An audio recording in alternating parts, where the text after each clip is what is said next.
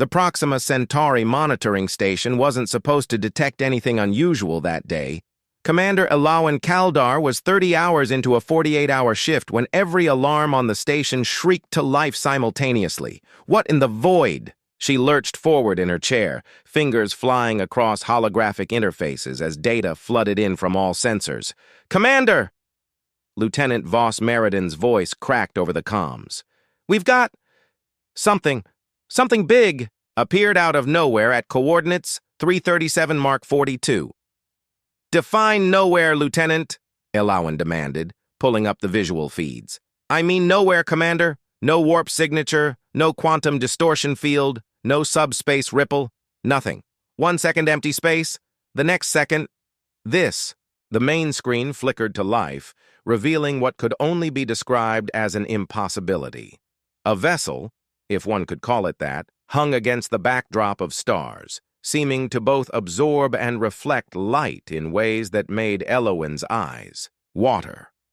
It had no visible propulsion system, no communication arrays, no weapons ports. Its hull, was it even a hull, appeared to be constantly shifting, like liquid metal catching sunlight, but with patterns that suggested purpose rather than randomness. "Size estimate," Elawan whispered, unable to tear her eyes away from the screen. "That's the problem, Commander," Voss replied. "Depending on which sensor package we use, we're getting different readings. Optical puts it at roughly 3.2 kilometers in length. Gravimetric says it's barely the size of a shuttle. And quantum resonance? Commander, quantum resonance suggests it's not entirely... Here, send the first contact protocol ping," Elawan ordered, mentally calculating how long it would take reinforcements to arrive from Earth. Too long. Far too long. The signal was sent. No response came. "Full sensor sweep. I want to know everything about this vessel, and get me... Commander!" The voice belonged to Ensign Daxos' rival, the station's xenolinguistic specialist. "We're receiving something. It's not responding to our ping, but there's data coming in. Massive amounts of data." The station's AI flashed an urgent warning. "Unknown protocol. Firewall breach imminent. Shut it down," Elawan ordered. "Disconnect the receivers." "I can't." Daxos's fingers flew across the controls. It's accessing everything, but not like a hack. It's like it's just ignoring our security barriers as if they're not even there." The screens throughout the station flickered, then stabilized, showing a single image, a three-dimensional symbol unlike anything in the United Solar System's database. It rotated slowly, shimmering with an inner light that seemed to pulse with mathematical precision. "It's a language," Daxos breathed. "But unlike any I've seen." The symbol suddenly expanded, fragmenting into thousands of smaller symbols that cascaded across every screen on the station. Within seconds, they began to organize themselves into patterns that gradually, impossibly, began to make sense. "It's learning our language," Daxos said. "In real time, it's analyzing our entire linguistic database and adapting." The cascade of symbols slowed and then stopped, leaving a simple message in perfect standard. "We observe. We learn. We seek the worthy." "Commander?" Lieutenant Voss's voice was steady but tight with tension. "The object is moving." Elawan watched, in fascinated horror as the impossible ship began to drift toward the station with deliberate purpose. The sensors indicated no engine activity, no propulsion mechanism of any kind. It simply moved. "Battle stations," she ordered quietly, knowing full well that their weapons would be useless against something they couldn't even properly scan. "And open a direct channel." As the vessel drew closer, the station's systems began responding to commands no one had given. Airlocks prepared for opening. Gravity adjusted in the docking bay. Power redistributed to accommodate something drawing directly from their core. The last message before all communications went dark was simple. "First contact. Protocol accepted. Preparation for visitation. Commencing." Dr. Malachi Orso had spent 23 Years studying theoretical xenophysiology without encountering a single confirmed alien species. Now, watching through reinforced quarantine glass, as Commander Kaldar spoke with the being that had emerged from the mysterious vessel, he struggled to catalog what he was seeing. The visitor, call sign Emissary, had adapted its form to vaguely humanoid proportions after initially manifesting as a shifting column of what appeared to be metallic liquid suspended in a localized gravitational field. It had no mouth. Yet Malachi could hear its voice resonating directly in his mind, perfectly translated yet carrying undertones of complex harmonics that made his teeth ache. Your species has achieved remarkable development given your limitations, the emissary was saying. Its current form glistened under the station lights, shifting subtly between solid and liquid states. We have observed for some time. How long is some time? Commander Kaldar asked, maintaining remarkable composure despite the circumstances. Time is... The emissary paused, its surface rippling. Your understanding of temporal mechanics is incomplete. We have witnessed your evolution from simple organisms. We have watched your first steps into space. We have studied your conflicts and cooperations. Malachi typed furiously into his tablet. The implications were staggering. An advanced species, with technology so beyond their understanding that it appeared to violate fundamental physical laws, claiming to have observed humanity's entire evolutionary history. Why reveal yourselves now? Kaldar pressed. The emissary's form contracted slightly. The threshold has been crossed. Your species now stands at the precipice of transformation. We must determine if you are worthy of joining the continuum. The continuum? A collective of sentient species who have transcended their biological and technological limitations, those who have proven themselves capable of wielding power without self-destruction. Commander Kaldar's expression remained neutral, but Malachi could see the tension in her shoulders. And if we're deemed unworthy, then containment protocols will be implemented. The temperature in the observation room seemed to drop several degrees. You mentioned limitations, Kaldar said carefully. What limitations do you perceive in humanity? The emissary's form expanded, tendrils of liquid metal extending outward before retracting. Your physics is primitive. You perceive dimensions linearly. You conceptualize time as absolute. You believe consciousness is localized. Your technology reflects these misconceptions. Malachi watched as the being extended what might have been a hand, though it had 7 digit-like appendages that constantly shifted in length and thickness. Above the appendage, reality itself seemed to fold, creating a small sphere of distorted space. This is a simplified demonstration of true manipulation of space-time, the emissary explained.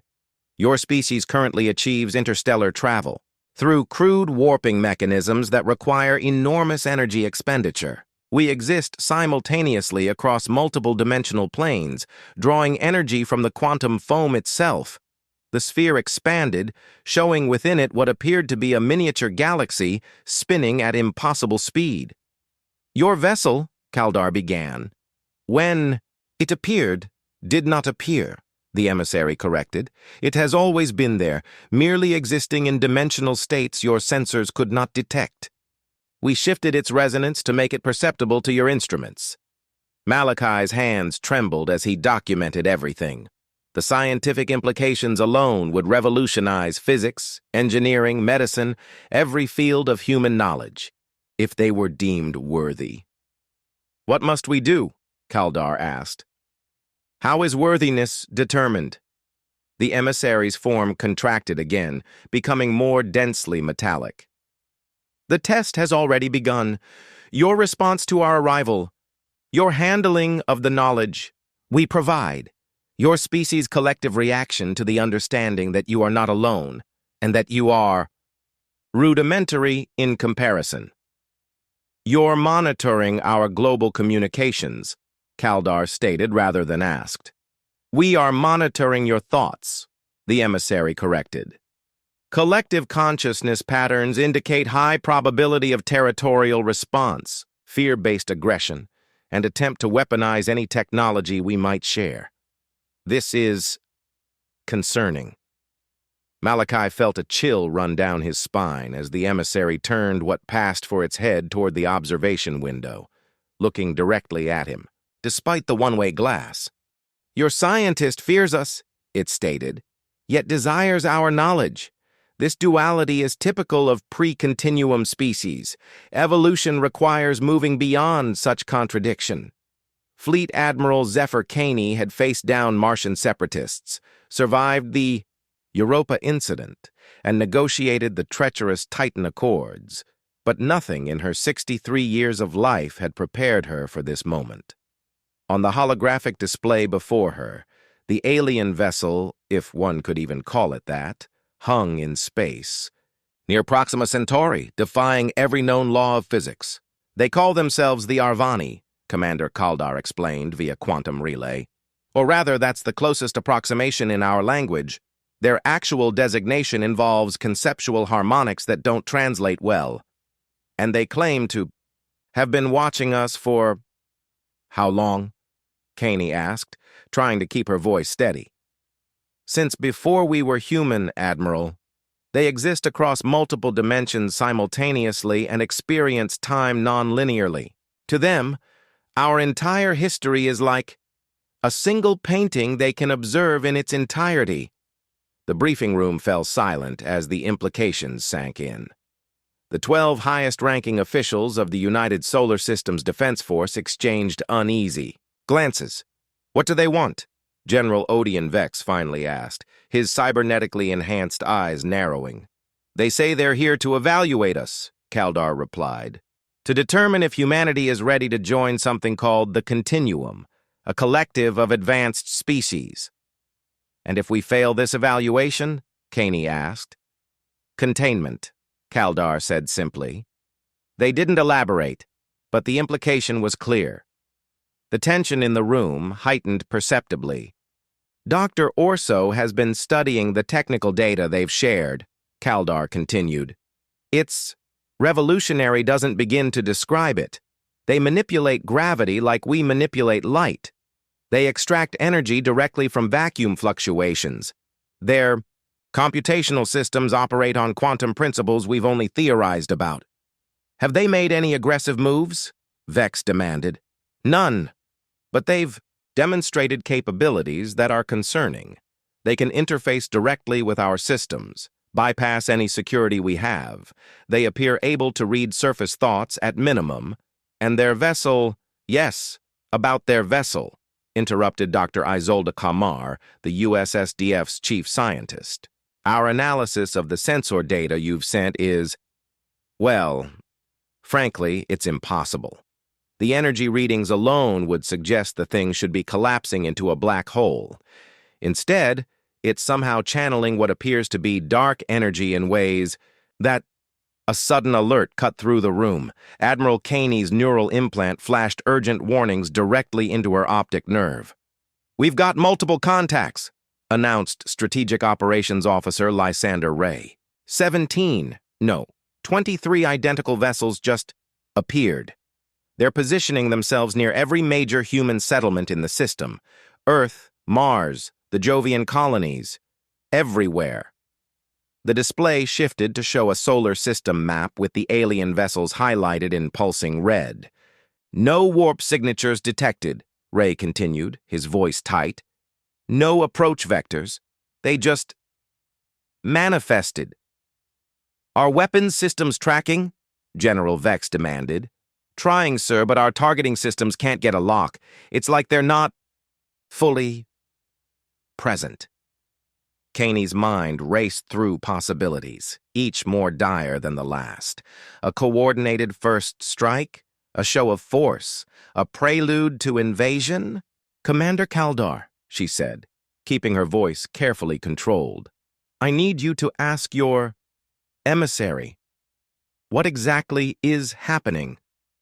The quantum relay crackled with static, unusual for quantum communications, before Kaldar's voice returned. "The Emissary says this is part of the evaluation process. The vessels are observation platforms. They're going to monitor how every human settlement reacts to first contact knowledge. They're particularly interested in our power structures and how information flows between disparate human groups. They're studying our societal response, Dr. Kamar murmured. Admiral, Kaldar continued, the emissary has offered to send a representative to Earth to speak directly with the Security Council. Kaney closed her eyes briefly, feeling the weight of perhaps the most significant decision in human history pressing down on her shoulders. Tell them we accept, she said finally. And Kaldar? Tell them we come in peace, but we will defend ourselves, if necessary. There was a pause before Kaldar responded. The emissary says they know. They've always known what our response would be. They've seen every possible timeline of this interaction play out countless times. They're interested in which one we actually choose to manifest. As the communication ended, Admiral Kaney turned to her assembled staff. Ladies and gentlemen, we are now in first contact protocols. General Vex, our forces are to stand ready, but take absolutely no aggressive action without direct orders from me. Dr. Kamar, I want every scientist we have analyzing that technical data. And someone get me the Security Council. They need to know that humanity is no longer alone in the universe and that we're being tested. As the briefing room emptied, Kaney remained, staring at the holographic image of the alien vessel. For the first time in her career, she felt utterly unprepared. Humanity had always imagined itself at the pinnacle of evolution, the crown of creation. Now they were faced with being so advanced they barely registered on the same scale of existence. We're not ready for this, she whispered to the empty room. But we have to be. The news spread across Earth and its colonies like wildfire, despite government attempts to control the information flow. Grainy images of the alien vessel captured by amateur astronomers circulated on the quantum net. Conspiracy theories abounded. Religious leaders proclaimed everything from the end times to the arrival of cosmic messengers. Financial markets fluctuated wildly. In the heart of Geneva, Ezria Koval, chief communications strategist for the United Earth government, faced a room of agitated delegates from every nation and colony in human space. The Secretary General will address the General Assembly in 1 hour, she announced, her voice calm despite the chaos erupting around her. Until then, I implore all of you to maintain communication discipline. Panic is our enemy here. How? Can we not panic? Demanded the Martian representative, Novak Ravash. There are alien vessels orbiting every human settlement. Their technology is centuries beyond ours. For all we know, this is the prelude to invasion. The Arvani have made no aggressive moves, Ezria countered. All evidence suggests their interest is purely observational. They claim to be judging us, interjected Representative Imara Okafor of the African Union. By what standards? With what consequences? These are questions that affect every human being. Ezria took a deep breath. 20 years in diplomatic communications had prepared her for many challenges, but nothing like this. The Arvani emissary will address the Security Council tomorrow. Until then, speculation serves no purpose except to incite panic. And what of the technical data they've shared? This from Dr. Rhiannon Webb, representing the European Science Consortium. Our preliminary analysis suggests it could revolutionize everything from energy production to medicine. If it's genuine, it could solve the resource crises facing several colonies. If it's genuine, echoed Representative Kieran Dahl of the North American Alliance. And if it doesn't come with strings attached. The chamber erupted in overlapping voices until Ezria raised her hand for silence. This is precisely why measured communication is essential, she said firmly. The Arvani claim they are evaluating our worthiness to join some interspecies collective. How we handle this moment, including how we communicate about it, is part of that evaluation. As the delegates continued debating, Ezria's neural implant buzzed with a priority message. The text scrolled directly across her field of vision. Anomalous. Information propagation detected. Quantum net compromised. She blinked the message away, but another immediately followed. Arvani. Technical data being disseminated through unauthorized channels. Source unknown. Ezria felt a chill run down her spine. She'd been coordinating with military intelligence to keep the technical specifications contained until they could be properly vetted. If that information was leaking, she quietly slipped out of the chamber and into a secure communication booth. "Status report," she demanded as soon as the quantum encrypted link activated. The face of Colonel Reese Neverill, USSDF Intelligence, appeared on the screen. "It's bad, Koval. Someone or something has bypassed every security protocol we have. The technical specs, theoretical applications, even our preliminary analyses, it's all flowing onto the public quantum net." How is that possible? Those systems are air-gapped and quantum encrypted. Neverell's expression was grim. "We think the Arvani themselves might be responsible. Their ability to interface with our technology is... well, it's like comparing stone tools to nanotech. They don't so much hack our systems as ignore the fact that security exists." Ezria processed this, her mind racing through implications. Why would they do this? If they're evaluating us, why give us access to advanced technology before determining if we're worthy? "Maybe that's part of the test," Neverill suggested. "See what we do with it?" A new message flashed across Ezria's vision. Global unrest.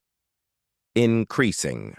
Religious extremist groups mobilizing. Corporate entities attempting to patent Arvani concepts. And another, weapons research facilities worldwide reporting breakthrough insights based on Arvani principles. "This is moving too fast," Ezria murmured. "Humanity needs time to adjust, to process." "I don't think time is something the Arvani perceive the way we do," Neverill replied. "From what Commander Kaldar reported, they experience all of time simultaneously. To them, this moment, humanity's response to first contact, may be instantaneous." Ezria's communication implant suddenly emitted a high-pitched tone she'd never heard before. A moment later, every screen in the booth activated simultaneously, displaying the same symbol that had first appeared on the Proxima Centauri station. "What?" she began, but the words died in her throat as the symbol morphed into a face. Not human, not alien, but something in between. A voice emerged from every speaker, perfectly modulated. "Humanity stands at a crossroads. The knowledge we have shared is but a fraction of what awaits, should you prove worthy. How you use it will determine your fate. Choose wisely." As suddenly as it had appeared, the face vanished, leaving Ezria staring at Colonel Neverill's equally shocked expression. "Was that system-wide?" she asked hoarsely. "Global," he confirmed. Every connected device on Earth and the colonies just received the same message. Ezria closed her eyes briefly. "I need to get back to the assembly. This changes everything." "What will you tell them?" She thought for a moment. "The truth. That we're being tested not just on how we respond to the Arvani, but on how we respond to the knowledge they've given us, and that how we handle this moment may determine humanity's place in the cosmos." The Arvani technical data transformed human society with breathtaking speed.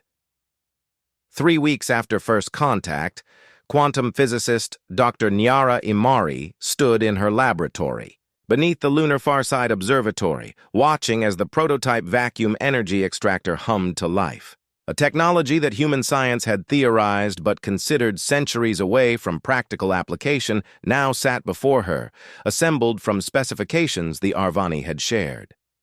"Power output stabilizing at 97% efficiency," reported her colleague, Dr. Pax Lennox, his eyes wide with wonder. That's impossible."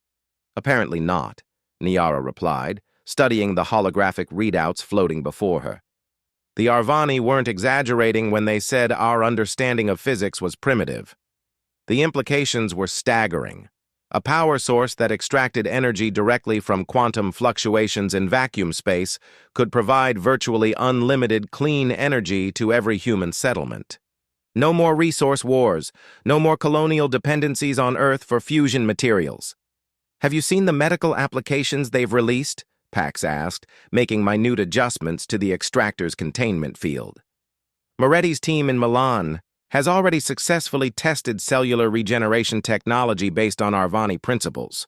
They're talking about effective immortality within a decade. Niara nodded absently, her mind racing with possibilities and concerns in equal measure. The pace of technological advancement was unprecedented. Breakthroughs that would normally take centuries were happening in days as scientists worldwide, built upon Arvani concepts. Faster-than-light communication without quantum entanglement constraints, matter manipulation at the subatomic level, gravity control, consciousness transference. "Do you ever wonder if we're ready for this?" she asked, quietly. "All this power, all this knowledge coming to us so quickly." Pax looked up from his console. "That's what the Arvani are testing, isn't it? Whether we can handle it responsibly."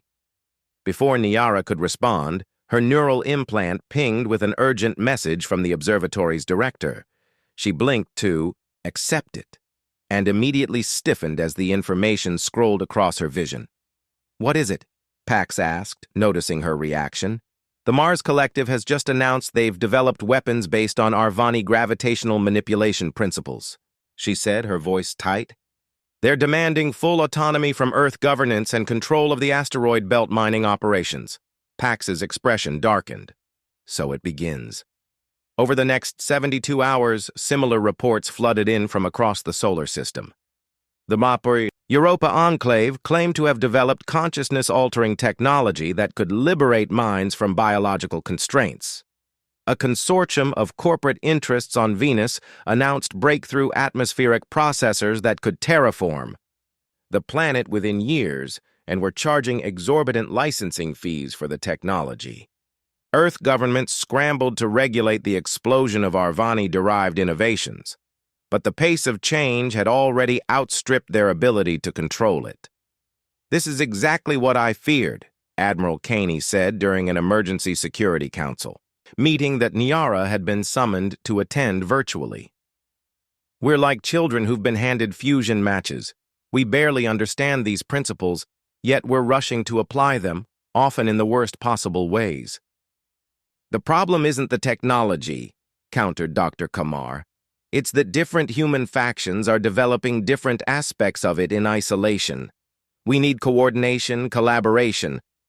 "What we need," interrupted Councillor Halwenda of the African Union, "is to understand the Arvani's true intentions. Why give us this knowledge if they suspected we might misuse it? Is this truly a test, or is it something else entirely?" On the main display, the Arvani emissary remained motionless, its metallic form reflecting the chamber's lights in hypnotic patterns. It had observed every Security Council meeting since its arrival on Earth, speaking rarely and answering questions with statements that often created more questions than they resolved. "The purpose is evolution," the emissary said suddenly, its harmonically complex voice silencing the chamber. "All species face this moment of transcendence or self-destruction. The knowledge itself is neutral. How you apply it reveals your essence." "And if we fail," Admiral Caney asked bluntly, "if we use these gifts to destroy ourselves?" "Then you were not ready," the emissary replied simply. "The continuum does not intervene in evolutionary selection. The implications hung heavy in the air. Humanity stood at a precipice, with transformation or annihilation as the only possible outcomes. In her lunar laboratory, Niara made a decision. "Pax, we need to go public with the full specifications for the extractor, not just the power generation aspects, but the complete theoretical framework." "Are you sure?" he asked, clearly surprised. "The military applications alone are already being developed by whoever has the resources," she finished for him. The only hope we have is complete transparency. No monopolies on this knowledge, no secrets. We share everything with everyone and trust in humanity's better nature. Pax looked uncertain. That's a big gamble. It's the only one we have, Nyara replied, already composing the transmission that would release their complete findings to the quantum net. The Arvani aren't testing our scientific aptitude. They've already given us the answers to that test. They're testing our wisdom, our capacity for cooperation rather than conflict. As she sent the transmission, Nyara felt a strange sensation, as if something vast and ancient had turned its attention directly upon her. For just a moment, she thought she could perceive reality as the Arvani must see it. Time and space as malleable dimensions, human civilization as a complex pattern evolving toward either harmony or discord. I hope we're making the right choice, Pax whispered. So do I, Nyara replied, because I think this might be humanity's final exam. 100 days after first contact, the solar system teetered on the brink of chaos. Mars had declared independence using its new gravitational weapons as leverage. The Jovian moons had formed a coalition with technology that allowed them to move their very orbits as defensive measures. Earth itself was fractured, with nations and corporate entities racing to control various aspects of Arvani technology. Yet, amid the chaos, something remarkable was happening. Holographic displays throughout Keotopia's central plaza showed scenes from across human space, scientists freely sharing breakthroughs, open-source developers building upon each other's work, communities implementing small-scale vacuum energy systems independent of governmental control. For every act of aggression or attempted monopolization, 10 acts of cooperation emerged. Riva Sadira, once a street performer and now the most influential cross-platform information analyst in the solar system, stood before the assembled crowd of thousands. Her neural implants processed and synthesized data from millions of sources simultaneously, presenting patterns that conventional analysis could never detect. "We stand at the fulcrum point," she announced, her augmented voice carrying clearly across the plaza. "The Arvani technology has spread too widely to be controlled by any single entity. The knowledge cannot be unlearned. Humanity must now choose cooperation or extinction." The crowd's response was immediate and passionate, their voices rising in a cacophony of languages and dialects that Riva's implants translated in real time. Fear, hope, determination, the emotional signatures were as varied as humanity itself. Above the plaza, the metallic form of an Arvani observer hovered silently, its presence now a familiar sight in population centers throughout human space. The beings had remained largely passive, as humanity struggled with the implications of their advanced knowledge, intervening only to clarify technical points when directly questioned. "The Arvani have not shared their knowledge to watch us destroy ourselves," Riva continued. "Their test is not whether we can understand their technology, but whether we can transcend our divisions to use it wisely." As she spoke, her neural network pinged with an urgent alert. Mars had just launched what appeared to be gravitationally contained antimatter warheads toward Earth. The European coalition had activated a system-wide consciousness harmonization field without consent from other colonies. Earth defense systems were powering up technologies that could potentially destabilize the sun itself. Apocalypse seemed imminent. Yet something unexpected happened. Across human space, individuals like Nyara Imari and thousands of others who had truly grasped the underlying principles of Arvani technology began activating countermeasures. Not weapons, but systems of harmony. Networks formed spontaneously, consciousness linked with consciousness through technologies derived from Arvani principles of quantum entanglement across dimensional planes. In orbit around Earth, Admiral Caney watched in astonishment as her tactical displays showed the Martian weapons simply dissolving, their matter-energy configurations unraveling harmlessly as they encountered invisible fields projected by thousands of coordinated civilian devices. "What's happening?" she demanded. It's some kind of distributed defense network, her tactical officer replied, bewildered. Civilian communication channels are lighting up with coordination protocols we've never seen before. They're neutralizing the threats collaboratively. Throughout the solar system, a similar pattern emerged. Aggressive actions were met not with counter-aggression, but with harmonizing fields that simply negated destructive potential. The technologies of war found themselves unable to function in spaces where the technologies of peace had taken root. In Kyotopia's plaza, Riva felt her consciousness expanding as she joined the growing network of minds. Not a hive mind, each human remained distinctly individual, but a cooperative meta-consciousness where information flowed freely, where intentions could be sensed and responded to in real time. This is what they were waiting for, she whispered, understanding dawning. Not for us to master their technology, but for us to recognize its true purpose, transcendence through cooperation. Above her, the Arvani observer's metallic form began to shift and expand, growing more luminous. Similar transformations occurred simultaneously at every location where the aliens had positioned themselves.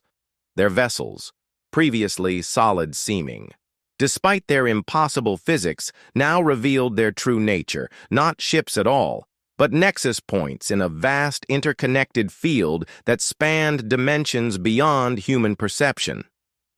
Voice resonated not through air, but directly in the consciousness of every human being throughout the solar system. You begin to understand. The technology is merely a catalyst. The true evolution is of consciousness itself. Admiral Caney watched, in awe, as her neural implants registered impossible energy readings from throughout the system. "What's happening?" she asked no one in particular. The answer came not from her officers, but from the Arvani consciousness now permeating human communication networks. "You are happening, Admiral. Humanity is choosing transcendence over division. The threshold to join the continuum is being crossed."